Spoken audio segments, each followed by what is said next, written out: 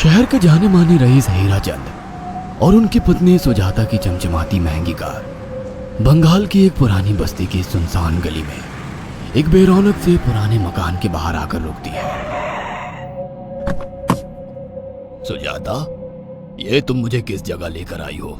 ये तो कोई गरीबों की बस्ती लगती है। यहाँ ऐसा क्या है? हीराचंद की कुछ भी समझ में नहीं आ रहा था कि सुजाता उसे ऐसी अजीब सी जगह क्यों लाई है, जिस मकान में दिन में भी अंधेरा दिख रहा था और धुआं उठ रहा था। आप मेरे साथ अंदर चलिए, सब समझ जाएंगे। यहाँ हमारी हर समस्या का समाधान मिलेगा। सुजाता और हीराचंद आशंकित कदमों से उस मकान में दाखिल होते हैं। तभी उन्हें किसी महिला की बाहरी आवाज सुनाई पड़ती है। चले आओ, चले आओ। हीराचंद ने देखा कि उस मकान के अंदर अंधेरा था। अचानक हीराचंद की निगाह एक कमरे की ओर पड़ी, जिसके अंदर हल्की हल्की सी रोशनी आ रही थी और उस कमरे के अंदर से धुआं उठ रहा था।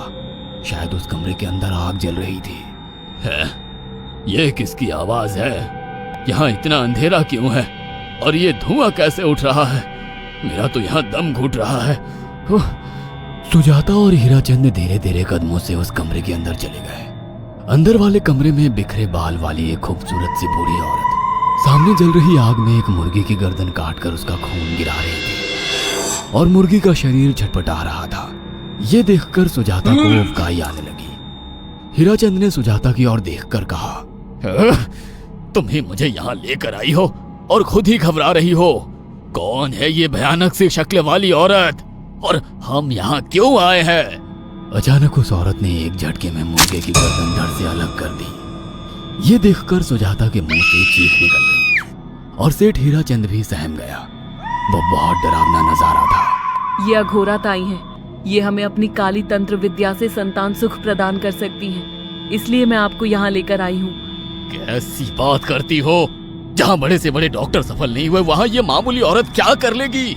हीराचंद की बात सुनकर अघोरी ताई ने गुस्से से हीराचंद की ओर देखकर कहा, नादान हीराचंद, काली विद्या में इतनी शक्ति है कि मरे को भी जिंदा कर दे। संतान पैदा कराना कौन सा मुश्किल है? तुम्हें मेरा नाम कैसे पता? क्या तुम सच में हमें संतान सुख दिला सकती हो? तुम जितनी दौलत मांगोगी मिल जाएगी, अगर ये संभव है तो। संतान का नाम सुनते ही हीराचंद की आंखों में चमक आ गई। वह संतान के लिए कुछ भी कर सकता था। तुम लोगों को मुझे एक नवजात शिशु लाकर देना होगा। मैं उस शिशु की बलि चढ़ा दूंगी और फिर वही शिशु तुम्हारे घर में फिर से जन्म लेगा। नवजात शिशु की बलि का नाम सुनते ही सुजाता और हरिचंद डर के मारे सिहर गए, पर उनकी आंखों में उनकी संतान का सपना ज्यादा बड़ा था। वो सब करने को तैयार थे। अघोरा ताई, आप जैसा कहेंगे हम वैसा करेंगे। बस हमें संतान सुख दिला दो। बिना वारिस के हमारी दौलत किस काम की? संतान सुख के लिए अंधे हो चुके सुजाता और हरिचंद अपनी नौकरानी शीला से एक नवजात बच्ची चोरी करवा के अघोरी ताई को दे देते हैं।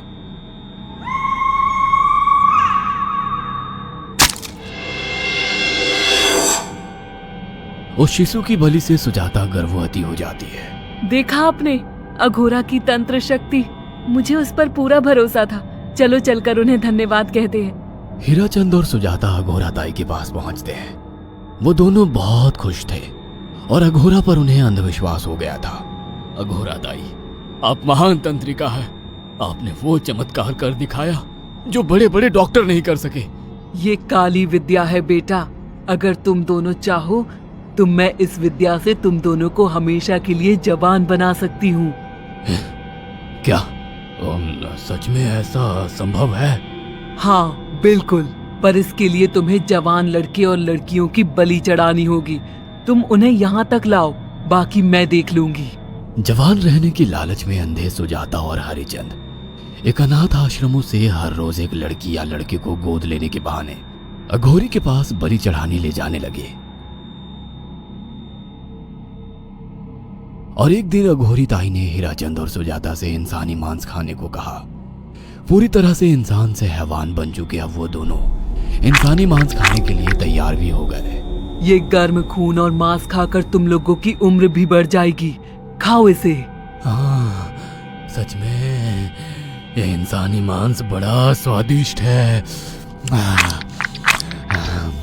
अघोरा ने अपनी बातों में फंसाकर सुजाता और हरिचंद को नरभक्षी बना दिया था। वो तीनों हर दिन बलि चढ़ाकर खून पीकर मांस खाने लगे। नौकरानी शीला भी नए शिकार लाने में उनकी मदद करती थी, मगर एक दिन शीला को शिकार नहीं मिला। मेम साहब, आज एक भी शिकार हाथ नहीं लगा और मैं बहुत थक गई हूँ और घर जाकर थोड़ा आराम करना चाहती हूँ। कोई बात नहीं शीला, एक छोटा सा काम है, तुम हमारे साथ चलो, लौटते में हम तुम्हें घर छोड़ देंगे। जी मेम साहब। शीला नहीं जानती थी कि शिकार नहीं मिलने से सुजाता और हरिचंद अंदर से बौखला गए थे और उनके दिमाग में एक शैतानी चाल चल रही थी। सुजाता, ये बेहोशी की दवा है। शीला के कार में बैठते ही तुम उसे सुंघा देना। आज हमें इसी की बलि देनी होगी। इसने हमारे यहाँ का बहुत खाना खाया, अब हम लोग इसे खाएंगे। वैसे भी ये आगे चल के हमारे लिए खतरा बन सकती थी। कार में बैठते ही सुजाता शीला को बेहोश कर देती है और वो लोग सीधे अघोरी ताई के यहाँ पहुंच जाते हैं, जहाँ अघोरी ताई शीला की बलि चढ़ा देती है और तीनों मिलकर उसे नोच कर खाते हैं। अघोरी ताई, हमको बलि चढ़ाते हुए पूरा 1 साल हो गया है। हमारा बेटा भी साल भर का हो चुका है। अब और कितनी बलि देनी होगी? बस एक आखिरी क्रिया और बची है, उसके बाद तुम दोनों हमेशा के लिए जवान हो जाओगे। कैसी क्रिया अघोरा ताई? 3 दिन बाद सूर्य ग्रहण है, हमें पास के घने जंगल में एक विशेष क्रिया करनी होगी। उसके बाद तुम लोग कभी बूढ़े नहीं होगे। कितना अच्छा होगा, हम हमेशा जवान रहेंगे और सालों साल तक अपनी दौलत से ऐश करेंगे। हाँ, सच कहा। अघोरा ताई ने हमारे हर सपने पूरे कर दिए। 3 दिन बाद बंगाल के बियाबान जंगल में कोहरे और ओस से भीगे पेड़ों के बीच एक घने बरगद की बेलों पर कटे इंसानी सिर लटक रहे थे, जिसमें से खून टपक रहा था। काले जादू का सामान भी रखा था। कितनी भयानक जगह है ये, हर तरफ कटे हुए सर लटक रहे हैं। थोड़ी देर में सब समझ जाओगे, बैठ जाओ और मेरे साथ ये मंत्र दोहराओ। ओ, अघोरा, ये किन लोगों की कटी हुई गर्दनें हैं? आप यहाँ क्या करने वाली हो? हीराचंद की बात सुनकर अघोरा जोर जोर से हंसने लगी और उसने एक शैतानी हंसी हंसते हुए हीराचंद की ओर देखकर कहा, तुम जैसे ही लोगों ने अपनी इच्छाओं को पूरा करने के लिए इन लोगों की बलि चढ़वाई है और फायदा उठाया है। अब तुम दोनों आंखें बंद करके यहाँ बैठ जाओ और मेरे साथ मंत्रों को दोहराते जाओ। अघोरा ने सुजाता और हरिचंद को वशीकरण मंत्र और काले जादू के इस्तेमाल से सम्मोहित कर दिया और देखते ही देखते वो एक भयानक डायन में बदल गई और चीखती हुई बोली, अब मैं तुम दोनों की बलि चढ़ाकर अमर हो जाऊंगी, क्योंकि तुम लोगों ने 100 लोगों की बलि का खून पिया है। देखते ही देखते उस डायन ने फरसे से एक एक करके सुजाता और हरिचंद की गर्दन काटकर जल रही आग में बलि चढ़ा दी और उनका गर्म खून पीने लगी। जब तक तुम जैसे मूर्ख और लालची लोग अपने फायदे के लिए दूसरों को मेरे पास लाते रहेंगे, मैं उनका फायदा उठाकर ऐसे ही उनकी बलि चढ़ाती रहूंगी। दरअसल अघोरा एक डायन थी और अपना स्वार्थ पूरा करने के लिए उसने हीराचंद और सुजाता की लालच का फायदा उठाकर उनकी भी बलि चढ़ा दी। बुरे काम का बुरा ही नतीजा मिलता है। अगर आपको हमारी ये कहानी पसंद आई हो तो इसे लाइक और शेयर करना ना भूलें।